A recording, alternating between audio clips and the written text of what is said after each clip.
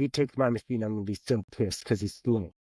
And I'm the victim of his slow workout. Now I have to change my whole routine. Doesn't he know who I am? And not only do I get to be the victim, but I'm also superior. It's this very sick, selfish thing that addicts do in their head. And I, by the grace of God, caught the thought. I caught it in my head while I was saying it. I said, Dwayne, you are not showing this man love.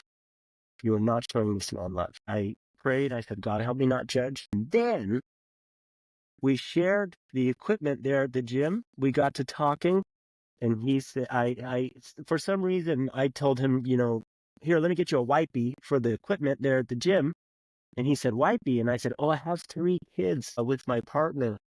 And I say that a lot. Let me get you a wipey. And he said, I bet your kids really love you. Flew out of his mouth, out of nowhere.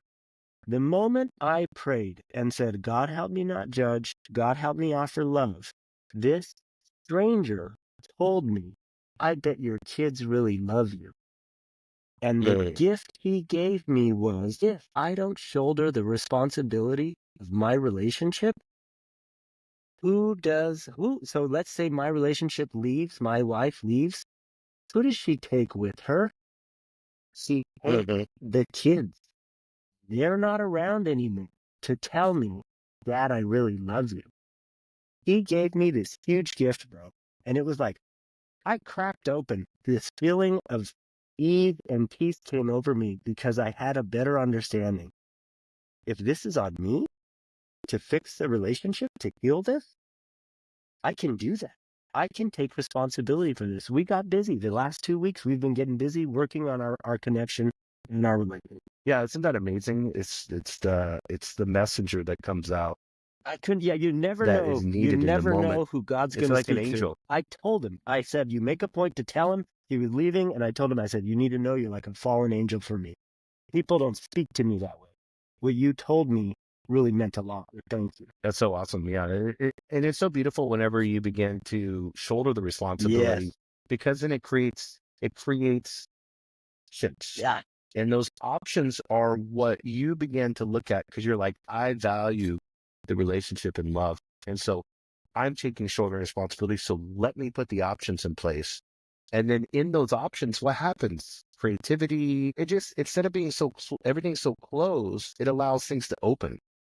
And that's the beautiful part, because, when you're closed and there's no learning to be had, there's just false beliefs and judgment.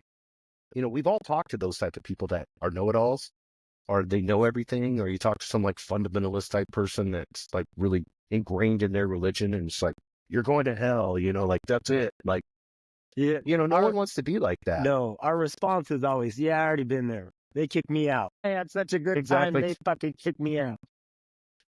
Let's do 2 more questions. We have 2 more here. We'll do. I think this is Ava.